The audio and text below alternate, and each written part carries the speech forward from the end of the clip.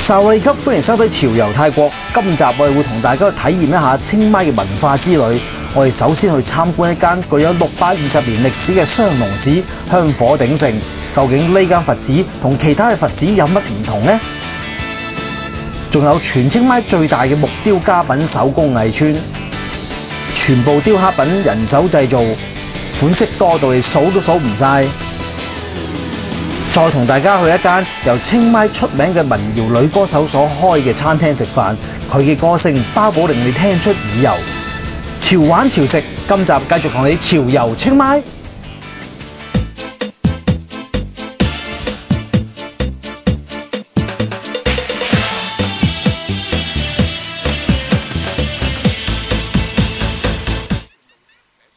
薩瓦迪卡，歡迎大家收睇呢個潮遊清邁啊！今集胡慧聰咧會同大家探討一下清邁嘅唔同文化，舉例譬如有飲食文化、酒店文化、生活文化。不過最重要嘅就係一個宗教文化啦。要探討清邁嘅宗教文化，就要由呢度開始。要了解清邁嘅宗教文化，第一個要去嘅地方就係後邊呢個具有620年歷史嘅雙龍寺啦，要搭纜車上去嘅。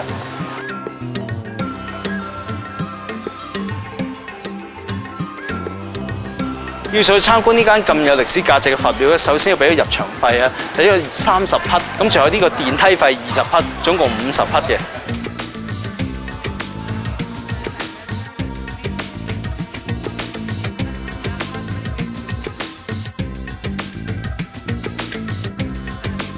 正如曼谷大型嘅佛寺一樣咧，遊客們如果去到背心短褲拖鞋咧，係唔可以入去嘅。咁嚟到呢度，如果真係背心太暴露嘅話咧，咁就最好唔好啦。咁如果短褲拖鞋點啊？拖鞋唔緊要，因為咧大家要赤腳行上去嘅。咁鞋咧就可以擺喺呢度啲落架裏邊。咁至於短褲咧，嗱呢度咧就有啲沙當，呢位小姐咁咧就咧每條10匹就租俾你。換完鞋之後咧，就可以上去呢個雙龍寺啦。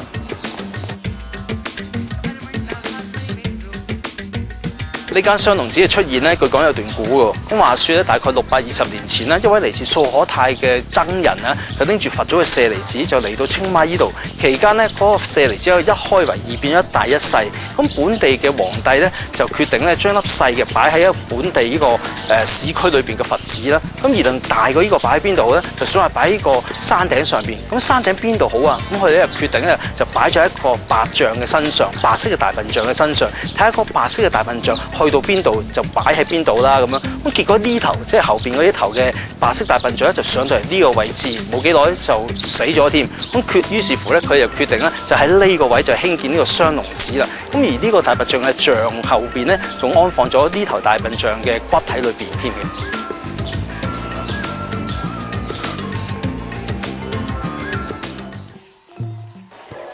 至少你睇粵語長片咧，都會得到一個錯誤嘅信息咧，就話如果啲人咧要出家做和尚，一就看破紅塵或者唔開心或者好失意先至出家啦咁樣。但係其實就唔係嘅。咁香港嘅唔講啦，譬如以泰國嚟講，泰國人咧規定咧，男士們咧一世人起碼要出1次家嘅。所出家原因就係為爸爸媽媽積福咁解。咁而清邁人嚟講就唔止出1次家，係出2次。點解咧咁樣？咁就係據稱咧喺8歲至到20歲之前咧，如果出1次家嘅話，若然日後爸爸過身咧，爸爸可以上天堂啦。咁之後過咗20歲啦，如果可以再出1次家嘅話咧，若然日後媽媽過身，媽媽都係上天堂咁話。值得一提咧，就係唔少善信咧都喺呢個舍利子塔下邊拜神嘅。點拜咧？好似後邊咁，大家將會見到啊，就係啲人咧就繞場3周嘅，拎住啲花啊同埋啲香燭啊咁樣。但係大家留意咧，就係順時針方向咁拜嘅。如果調翻轉啦，你要向你嘅已故親人嚟拜佢嘅話咧，咁係逆時針方向咁走嘅。泰國人相信咧，每日有個日神嘅。假設你星期日出世咧，就係星期日嘅神照顧你；星期1出世係星期1嘅神照顧你。於是乎，人民嚟到呢度咧，好多時咧由星期日1、2、3、4、5、6開始就會拜神啦。假設如果係星期5嘅話，咁我會喺度添啲香油落去，胡慧聰希望順頭順境咁，跟住擺啲香油落去，咁跟住拜你所生日嘅神咧。咁但係假設如果我自己我唔知我緊邊日生日嘅，咁點咧？7日都拜晒，就10路走雞啦。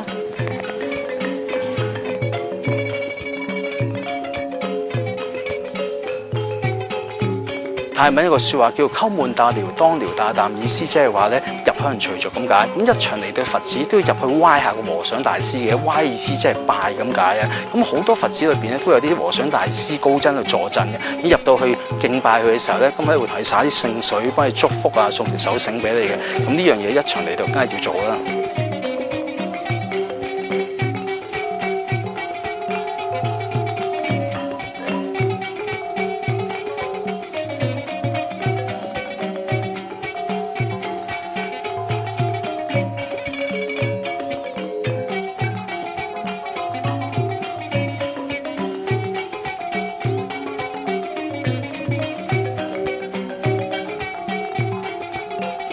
嗱，剛才嘅大師俾一條手繩我啦，咁究竟唔同顏色代表咩咧？其實咧呢個係冇關係，只不過就係嗰個佛寺佢想用咩顏色就用咩顏色。至於白色嚟講咧，泰國北部譬如清邁一帶嘅佛寺，大多數都係中意用呢個白色嘅。咁而有樣嘢就係話，當大家打上手之後咧，個呢個嘅規矩咧，3日後咧就應該要除低嘅啦。頭先上嚟呢個雙龍寺咧，就搭呢個纜車啊。咁落嚟咧，我選擇行樓梯落嚟。呢度總共有306級樓梯啊。點解要行落嚟咁辛苦啊？無他，因為點都要嚟一嚟呢度，因為叫雙龍寺啊嘛。之所以叫雙龍寺，就因為左右兩邊嘅一條龍啊。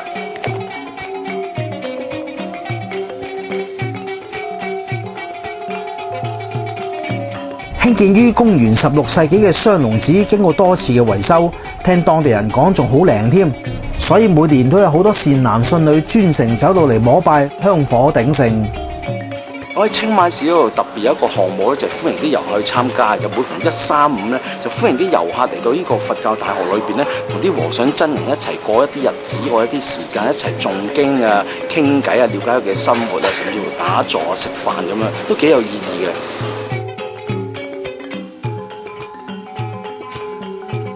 佛教嘅泰國文化咧源遠流長啊，其實同中國佛教文化少少唔同，有幾唔同咧？節目裏邊唔多講啦。咁但係咧，大家有興趣話，不妨嚟到呢度買翻有關嘅典籍啦，價錢唔貴，兼且仲係英文添，深入淺出，對大家對泰國嘅文化咧有更加深入嘅認識。呢啲典籍都係記載咗泰國佛教嘅內容，教人修心養性。如果想加深對典籍內容嘅認識同理解，當然要請教呢度嘅高僧啦。咁就每逢135嘅晚上5點鐘到7點鐘啦。咁呢啲真人咧，大多數都識講流利嘅英文嘅。咁於是乎大家嚟嗰就可以隨便發問，了解下佢哋即係行真嘅感受啊、嘅心態啊。咁唔係我哋粵語殘片睇嗰種看破紅塵啊、唔開心先至嚟做和尚嘅，呢樣係錯誤嘅觀念嚟㗎嚇。咁又或者如果想得多啲或者做一啲冥想其他嘅嘢咧，我逢星期2嘅時候咧，亦都有一啲較為豐富少嘅行程咧，可以同啲真人一齊去食飯啊、煮餸啊。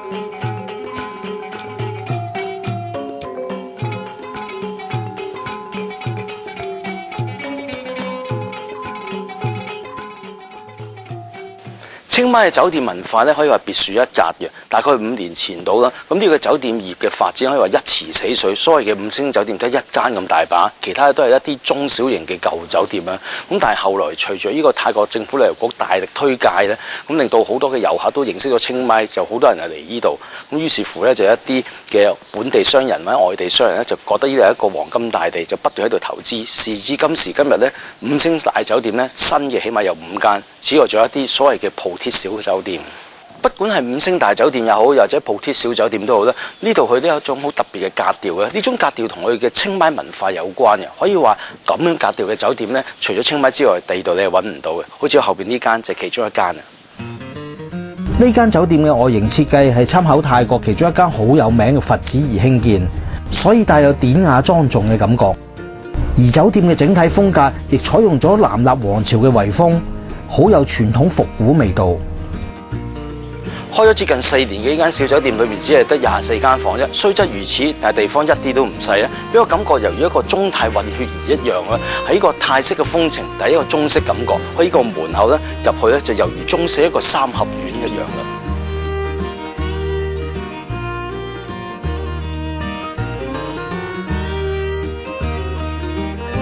入到呢個位置咧，有啲草坯，草坯隔離咧就係人客嘅住房啦。咁嗰邊咧都係嘅，而後邊仲有個泳池添。